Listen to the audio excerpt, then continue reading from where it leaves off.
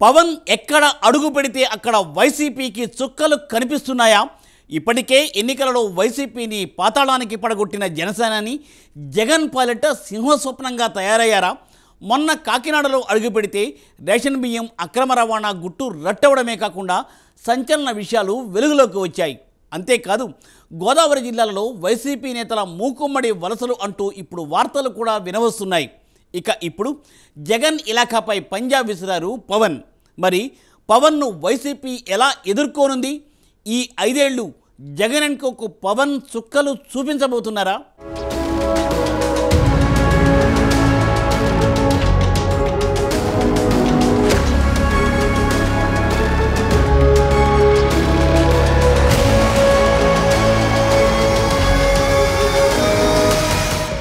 పవన్ కళ్యాణ్ ఇప్పుడు ఈ పేరు వింటే వైసీపీ శ్రేణులు హడలిపోతున్నాయా?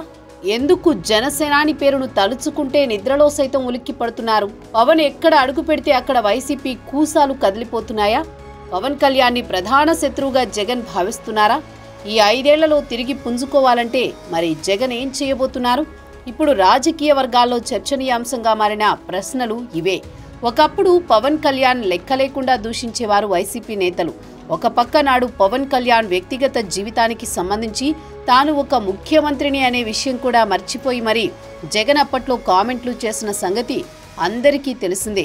ఏ రాజకీయ నాయకుడు మాట్లాడకూడని దారుణమైన పదజాలంతో పవన్ కళ్యాణ్ను దూషించారు జగన్. అంతేకాదు నాడు మంత్రులు తిడుతుంటే జగన్ ముసిముసి నవ్వులు నవ్వుకుంటూ ఉండేవారు.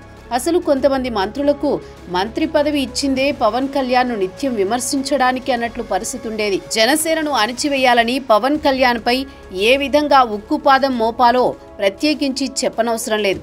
అయితే ఆ పరిణామాలన్నింటినీ దృష్టిలో పెట్టుకుని జగన్కు తన పొలిటికల్ లైఫ్లో ఎన్నడూ చవిచూడని షాక్ ఇచ్చారు పవన్ కళ్యాణ్. 175 సీట్లు, 30 సంవత్సరాల పాటు సీఎం అంటూ ఊహాలోకంలో విహరిస్తున్న వైసీపీని పాతాళలోకానికి పంపించారు పవన్.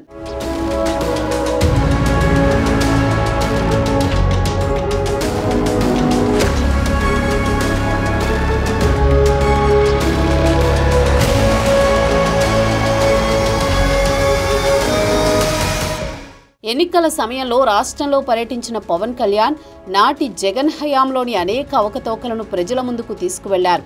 పవన్ చెప్పేది నిజమే కదా అని జనం కూడా భావించి కూటమి వైపు ఆకర్షితులయ్యారు. అయితే పవర్లోకి వచ్చిన పవన్ మాత్రం జగన్ను వదిలిపెట్టడం లేదు. గత ప్రభుత్వ హయాంలో జరిగిన అవకతవకలను ఒక్కొక్కటిగా వెలికి తీస్తున్నారు. పవన్ ఇప్పుడు ఎక్కడ అడుగు పెడితే అక్కడ వైసీపీ కూసాలు కదిలిపోతున్నాయి. అంతేకాదు పవన్ దెబ్బకు వైసీపీకి భారీ డ్యామేజ్ జరుగుతోంది. ఇప్పటికే కాకినాడ పోర్టుకు సంబంధించి రేషన్ బియ్యం అక్రమ రవాణా మాఫియాను బజారుకి ఇచ్చారు పవన్. అంతేకాదు ఒక్క రేషన్ బియ్యం మాఫియా అనే కాకుండా బలవంతంగా పోర్టును రాయించుకున్న వ్యవహారం కూడా దేశం మొత్తాన్ని నివ్వెరపోయేలా చేసింది. అమ్మో, జగన్ హయాంలో ఎన్ని జరిగాయా అని సామాన్య ప్రజలు సైతం చర్చించుకునే పరిస్థితి వచ్చింది. దీనంతటికీ కారణం పవన్. అధికార పక్షంలోనే ఉంటూ అటు ప్రతిపక్ష పాత్రను సైతం పోషిస్తున్న పవన్ వైసీపీ హయాంలో జరిగిన అవకతవకలన్నింటినీ వెలికి తీస్తున్నారు. ఇప్పుడు రాయలసీమపై పవన్ దృష్టి సారించడం రాజకీయ వర్గాల్లో చర్చనీయాంశంగా మారింది. ఎందుకంటే వైసీపీ దాదాపు రాష్ట్ర వ్యాప్తంగా తుడిచిపెట్టుకుపోయినా కొద్దో గొప్ప కొన ఊపిరితో ఉన్నది రాయలసీమలోనే అని చెప్పవచ్చు. తిరుపతి, రాజంపేట లాంటి ఎంపీ స్థానాలను గెలుచుకుంది. గెలుపోటములతో సంబంధం లేకుండా జగన్కు కొద్దో గొప్ప అనుచర వర్గం రాయలసీమ జిల్లాల్లో కనిపిస్తోంది. అయితే ఇప్పుడు ఆ కొన ఊపిరి కూడా పోయేలా పవన్ పంజా విసురుతుండడం వైసీపీని కలవరపాటుకు గురి చేస్తోందని రాజకీయ వర్గాల్లో చర్చ జరుగుతోంది.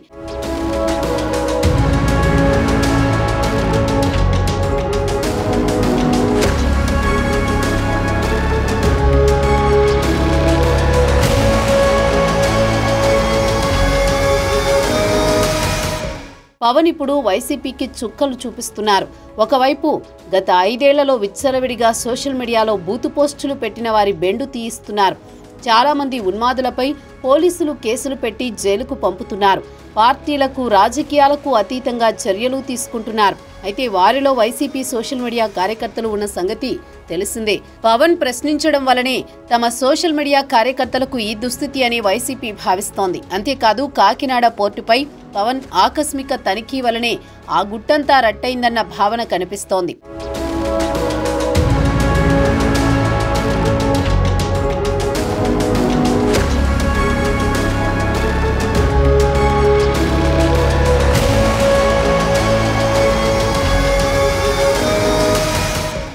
తాజాగా జగన్ ఇలాఖాలో పర్యటించారు పవన్. నిజానికి రాయలసీమలో వైసీపీకి మొదటి నుంచి బలముండేది. అయితే ఈ ఎన్నికల్లో మాత్రం పవన్ కొట్టిన దెబ్బకు రాష్ట్రంలోని మిగతా జిల్లాల్లో మాదిరిగానే రాయలసీమలో కూడా భారీ దెబ్బ తగిలింది వైసీపీకి. అయితే సీట్లు పోయినా ఓట్లు మాత్రం కొద్దో గొప్పో సీమ జిల్లాల్లో ఉన్నాయి. అయితే ఇప్పుడు వాటిని కూడా లాగేసుకుని వైసీపీ మళ్లీ కోలుకోకుండా పవన్ పంజా విసురుతున్నారు. ప్రభుత్వ కార్యక్రమానికి సంబంధించి పవన్ సీమ జిల్లాలను ఎంచుకోవడానికి రాజకీయ కారణాలున్నాయని అంటున్నారు. ముఖ్యమంత్రి చంద్రబాబు, ఉప ముఖ్యమంత్రి పవన్ కళ్యాణ్ సారథ్యంలో రాష్ట్రంలో అధికారంలో ఉన్న తెలుగుదేశం, జనసేన, భారతీయ జనతా పార్టీ సంకీర్ణ కూటమి ప్రభుత్వం తల్లిదండ్రులు, ఉపాధ్యాయుల సమావేశాలను నిర్వహించింది. రాష్ట్ర వ్యాప్తంగా అన్ని జిల్లాల్లోనూ ఒకే రోజు అన్ని పాఠశాలల్లో పేరెంట్స్ టీచర్స్ మీటింగ్ను ఏర్పాటు చేయడం ఇదే తొలిసారి. నేరుగా విద్యార్థుల తల్లిదండ్రులను కలుసుకోవడం, విద్యాశాఖలో చేపట్టాల్సిన విప్లవాత్మక మార్పులకు వారి నుంచే సలహాలు, సూచనలు స్వీకరించడానికి ఉద్దేశించిన కార్యక్రమం ఇది. CM Chandrababu, deputy CM Pawan Kalyan సహా మంత్రులందరూ తమకు కేటాయించిన జిల్లాల్లో తల్లిదండ్రులు, ఉపాధ్యాయుల సమావేశాల్లో పాల్గొన్నారు. స్థానికంగా పాఠశాలల అభివృద్ధి, విద్యార్థులకు మరింత మెరుగైన వస్తువుల కల్పన, నాణ్యమైన విద్యను అందించడానికి సలహాలు, సూచనలను స్వీకరించారు. ఇందులో భాగంగా పవన్ కళ్యాణ్ తాజాగా కడప జిల్లాలో పర్యటించారు. మున్సిపల్ కార్పొరేషన్ ఉన్నత పాఠశాలలు 6వ తరగతి విద్యార్థులతో ముచ్చటించారు. విద్యార్థులందరి పేర్లను అడిగి తెలుసుకున్నారు. పేరు పేరున ఆప్యాయంగా పలకరించారు. షేక్ హ్యాండ్ ఇస్తూ సందడిగా గడిపారు. అనంతరం అక్కడ మున్సిపల్ కార్పొరేషన్ హై స్కూల్ గ్రౌండ్లో ఏర్పాటు చేసిన భారీ సభలో పాల్గొన్నారు పవన్ కళ్యాణ్.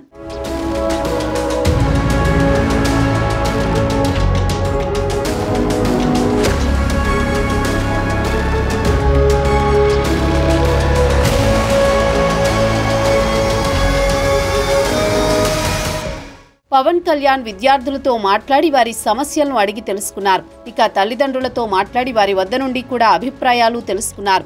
ఈ సందర్భంగా ఈ కార్యక్రమంలో మాట్లాడిన డిప్యూటీ సీఎం చదువుల నేల రాయలసీమకు తాను వచ్చానని పేర్కొన్నారు. ఒకప్పుడు రాయలసీమలో అత్యధికంగా లైబ్రరీలు ఉండేవని, ఎంతో మంది మహానుభావులు రాయలసీమ నుంచి వచ్చిన వారని, అటువంటి రాయలసీమకు పునర్వైభవం రావాలి అని పవన్ కళ్యాణ్ పేర్కొన్నారు. 2014 నుంచి 19 సంవత్సరాల మధ్యలో ఉద్దానం సమస్యను బయటకు తీసుకువచ్చామని, ఆనాటి సీఎం చంద్రబాబు 61 కోట్లతో ఉద్దానం ప్రాజెక్టును ముందుకు తీసుకువెళ్లారని ఆయన పేర్కొన్నారు. కడప ప్రాంతం నుంచి 2 సీఎంలయ్యారు కనుక ఈ ప్రాంతంలో ప్రజలకు ఎలాంటి సమస్యలు ఉండవని, సమస్యలు తీరిపోయి ఉంటాయి అనుకున్నానని, అయితే కడపలో ఇంత నీటి సమస్య ఉందని అనుకోలేదని పవన్ కళ్యాణ్ అన్నారు. పులివెందుల తాగునీటి ప్రాజెక్టు కోసం 45 కోట్ల రూపాయలు ఇచ్చామని పేర్కొన్నారు. ప్రజల నీటి సమస్యను తీర్చి ఇక్కడ ప్రజలను తాము ఆదుకుంటామని మాటిస్తున్నామని AP deputy CM Pawan Kalyan పేర్కొన్నారు. 2 ముఖ్యమంత్రులు వచ్చారు ఇక్కడి నుంచి, ముఖ్యంగా వైఎస్ఆర్ కడప జిల్లా నుంచి. ఎవరు ఎక్కడి నుంచి వచ్చారని కాదు కానీ ఎంత చేసుకున్నారనేదే ముఖ్యం. ఎందుకంటే దేశాన్ని అంతా ఒకలా చూడాలి, రాష్ట్రాన్ని అంతా ఒకేలా చూడాలి. అంటే మీ దృష్టికి, మేడం దృష్టికి తీసుకొస్తుంది. ఉదాహరణకి 2014-19 సమయంలో నేను ఉద్దానం సమస్యను బయటికి తీసుకొస్తే ఆ రోజున గౌరవ ముఖ్యమంత్రి చంద్రబాబు నాయుడు గారు, అప్పుడు ముఖ్యమంత్రి, 61,80,00,000 రూపాయలు ఆ రోజున చేసి ఆ ఉద్దానం ప్రాజెక్ట్ని ముందుకు తీసుకెళ్లారు. అది గత ప్రభుత్వం దాన్ని పూర్తి చేసింది. అలాగే ఇంత కడప నీటి సమస్య ఇంత తీవ్రంగా ఉందనేది నాకు మాధురెడ్డి గారు చెప్పే వరకు నాకు తెలియలేదు. ఎందుకంటే ముఖ్యమంత్రులు 2 వచ్చారు కాబట్టి అసలు ఇక్కడ సమస్యలన్నీ తీరిపోయి ఉంటాయని నేను అనుకుంటే నాకు అర్థమైంది ఏంటంటే ఇక సమస్యలు తీరలేదు, ఇంకా చాలా బలంగా నీటి ఇంకా ఇబ్బందిగా ఉంది అనడానికి. ఉదాహరణకి మొన్న మేము క్యాబినెట్లో 45,63,00,000 రూపాయలు మేము పులివెందులకు సంబంధించి డ్రింకింగ్ వాటర్ సప్లై ప్రాజెక్టుకి డబ్బులు ఇవ్వడం జరిగింది మేడం. అలాగే డ్రింకింగ్ వాటర్ సప్లై కర్నూలుకు కూడా 36,56,00,000 ఇవ్వడం జరిగింది. అంటే ఎక్కడా కూడా ఈ ప్రభుత్వం, గత ప్రభుత్వం చేసింది మనం చేయకూడదని అనుకోవట్లా. ఎందుకంటే గవర్నెన్స్ ఈజ్ కంటిన్యూటీ. పార్టీలు మారచ్చు, వ్యక్తులు మారచ్చు, కానీ పథకాలు నిరంతరం సాగాలనే ఉద్దేశంతో దాన్ని ముందుకు తీసుకెళ్తాం. దురదృష్టవశాత్తు మన కడపకి చేసుకోలేకపోయారు. కానీ మాధవ్ గారి ఆధ్వర్యంలో ఇది ఖచ్చితంగా నీటి సమస్యను తీర్చి మీకు ఏమైతే ఈ మౌలిక సమస్యలు ఉన్నాయో వాటన్నిటి మీద దృష్టి పెట్టేలాగా నేను చర్యలు తీసుకుంటానని మీకు మాట ఇస్తున్నాను.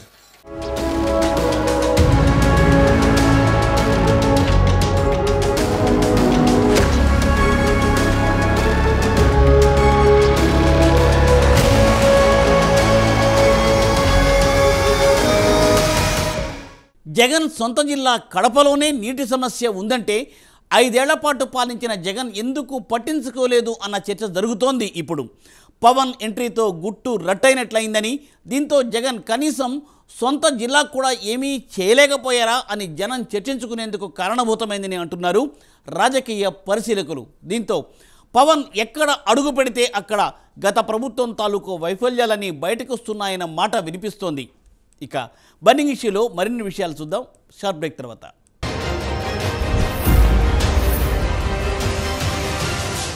ఇప్పుడు ఏపీ రాజకీయాల్లోనే కాదు, పవన్ తలుచుకుంటే దేశ రాజకీయాలే మారిపోతున్నాయి. కేంద్రంలో కూడా ఎన్డీఏ సర్కారు 3వసారి రావడానికి పవన్ కళ్యాణ్ కారణం అని తెలిసినప్పుడు దేశవ్యాప్తంగా జనసేన అనే పేరు మారుమ్రోగిపోయింది. బీజేపీ పెద్దల నుండి విశేష గౌరవం దక్కుతోంది. పవన్ కళ్యాణ్ దెబ్బకు వైసీపీకి బీజేపీ అండ కూడా పోయింది. జగన్ను రాజకీయంగా ఒంటరిగా మిగిల్చేశారు పవన్. మున్ముందు ఇంకా జగన్కు వైసీపీకి సేనాని ఎలాంటి షాక్స్ ఇవ్వబోతున్నారు?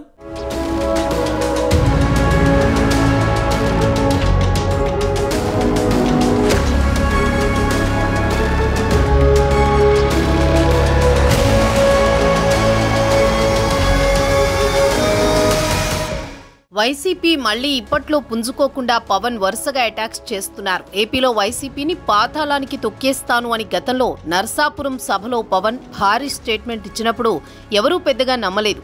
అప్పట్లో వైసీపీ భారీ మెజారిటీతో అధికారంలో ఉంది. మరోసారి అధికారంలోకి వస్తుందన్న ధీమాతో ఉంది.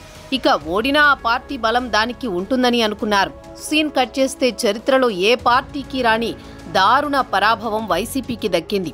151 సీట్లొచ్చింది వైసీపీకే, అలాగే 11 సీట్లు దక్కింది అదే పార్టీకి. ఇలా 2 రికార్డులు 5 ఏళ్లలో తేడాతో క్రియేట్ చేసి ఫ్యాన్ పార్టీ స్విచ్ ఆఫ్ చేసుకుంది.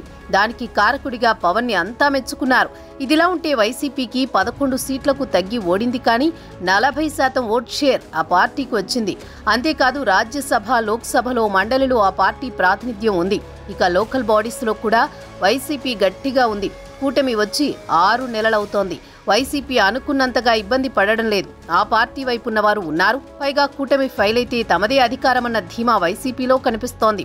దాంతో వైసీపీకి 2024 దెబ్బ సరిపోదని మరోసారి గట్టి దెబ్బతీయాలని కూటమి నేతలు ఆలోచిస్తున్నారు. అందులో పవన్ ముందున్నారని అంటున్నారు.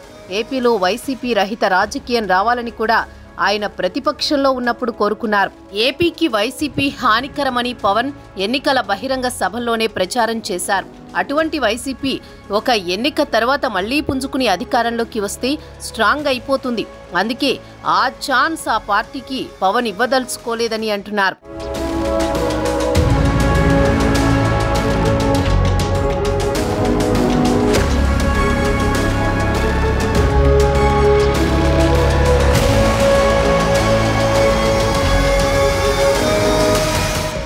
పవన్ వైసీపీని పొలిటికల్ గా ఎలిమినేట్ చేయాలని చేస్తున్నారా అన్న చర్చ కూడా రాజకీయ వర్గాల్లో ఉంది.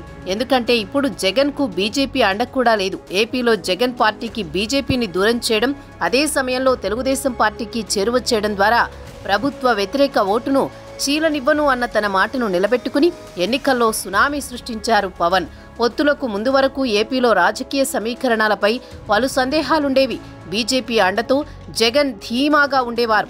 నాటి జగన్ సర్కారుకు కేంద్రంలోని బీజేపీ సర్కార్ అన్ని విధాలుగా సహాయ సహకారాలు అందిస్తూ ఉండేది. అంతేకాదు జగన్ కేసులపై కూడా ప్రభావం ఉందన్న చర్చ అప్పట్లో గట్టిగానే సాగింది. అలాంటి వైసీపీకి బీజేపీని దూరం చేయడంలో పవన్ సక్సెస్ అయ్యారు.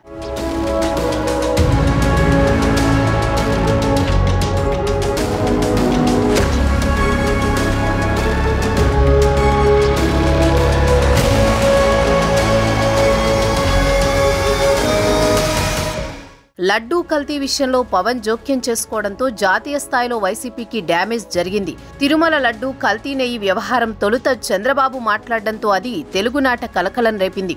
అయితే దానిపై పవన్ రియాక్ట్ అవ్వడంతో దేశవ్యాప్తంగా ఫోకస్ అయింది. అంతేకాదు తిరుమలలో సనాతన ధర్మ పరిరక్షణ బోర్డు అంటూ వారాహి సభను నిర్వహించడం, పవన్ హిందీ, ఇంగ్లీష్ భాషల్లో ప్రసంగించడంతో జాతీయ స్థాయి మీడియా కూడా దానిని బాగా ఎలివేట్ చేసింది. దీంతో వైసీపీకి భారీ డ్యామేజ్ జరిగినట్లయింది.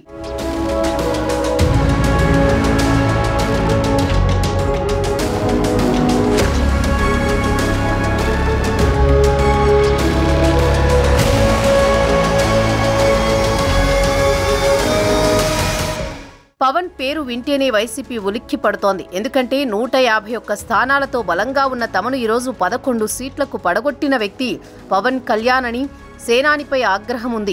ఎప్పుడెప్పుడు టీడీపీ జనసేన విడిపోతాయని కూడా వైసీపీ ఎదురు చూస్తోంది. ఆ రెండు పార్టీలు కలిసి ఉన్నంతకాలం తమకి ఇక అధికారం రాదేమో అన్న బెంగ సైతం పట్టుకుంది. ముఖ్యంగా ఎన్నికల్లో తమను దెబ్బతీసిన పవన్ ఇంకా తమపై అటాక్ చేయడం ఆ పార్టీ నేతల్లో కలవరం పుట్టిస్తోంది. దీంతో ఇప్పట్లో మళ్లీ వైసీపీ బలపడే ఛాన్స్ ఉండదేమో అన్న అనుమానంతో చాలా మంది వైసీపీ నాయకులు కార్యకర్తలు కూటమి వైపు చూస్తున్నారు. ఇప్పటికే కొంతమంది జిల్లా స్థాయి రాష్ట్ర స్థాయి నాయకులు జనసేన తెలుగుదేశం పార్టీల్లో చేరిపోయిన సంగతి తెలిసిందే.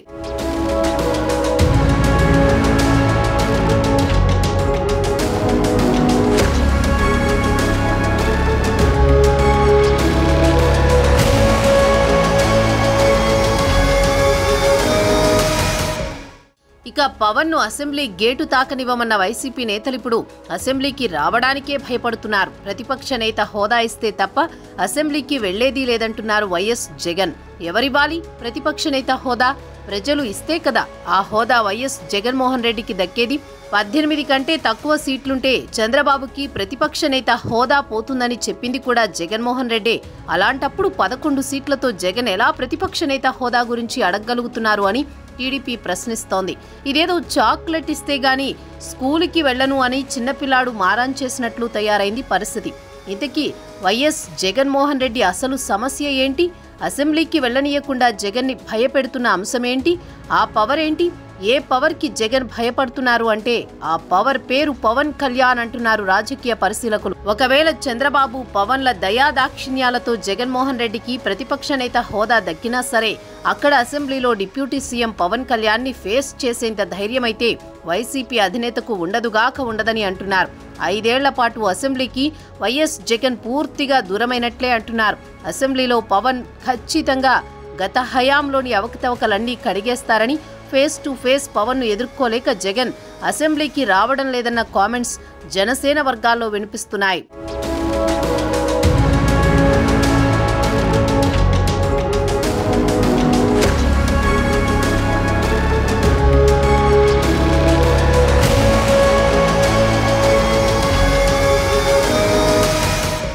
జగన్ హయాంలో 151 సీట్లొచ్చాయని, వచ్చే 30 ఏళ్ల పాటు తామే అధికారంలో ఉంటామని వైసీపీ నేతలు ఎంతగా విర్రవీగారో ప్రత్యేకించి చెప్పక్కర్లేదు.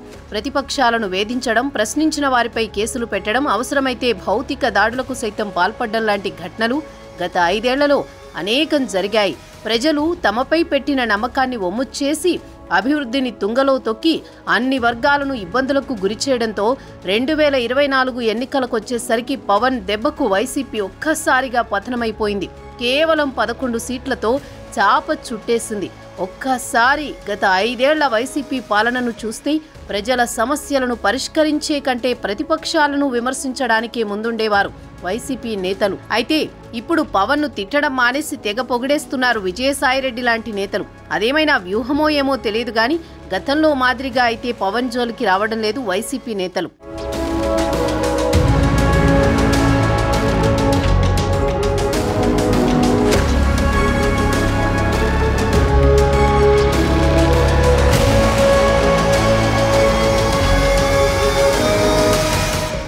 కాలం ఎప్పుడూ ఒకేలా ఉండదు కదా.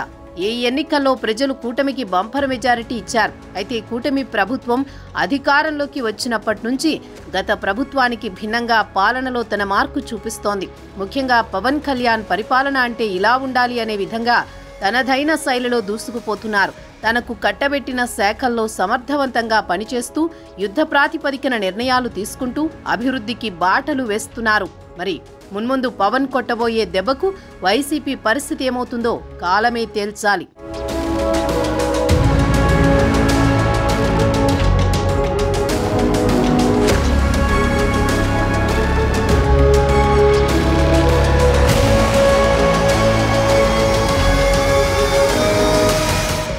వైసీపీని ఇప్పటికే పాతాళానికి తొక్కిన పవన్ మళ్ళీ ఇప్పట్లో కోలుకునే అవకాశం లేకుండా చేస్తున్న ప్రయత్నాలు ఫలిస్తాయా?